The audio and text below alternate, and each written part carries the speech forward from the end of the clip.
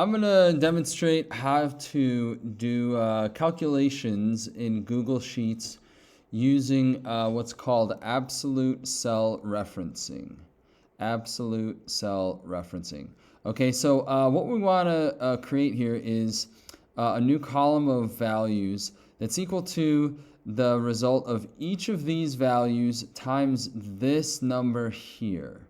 Okay, we can do this pretty easily first using our equal sign equals the value in this cell times the value in this cell, and we hit enter, and we extend our formula down.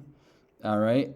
Oh, they have a nice auto suggestion. It happens to be what we're after, but well, let's go through the motions here.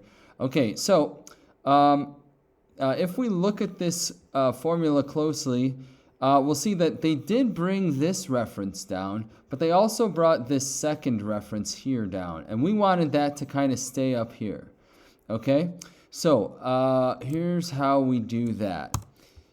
What we do in our original formula is this is where the absolute cell referencing is. So if we put a $sign in front of the 2, that tells Google Sheets that when we extend that formula down, we want that 2 to stay locked in, right? We want this reference to C2 stay locked in on row 2. All right, so let's hit enter.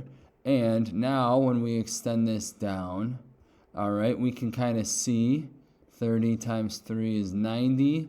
And if we double click on it, we can see that, yes, it brought this reference down, but it kept that one locked in on row number 2. All right, so that's great. That worked. And the reason this is so powerful is if you want to change this value, let's say to 5. All right, now it's updated all of our calculations on this side. All right, there you go.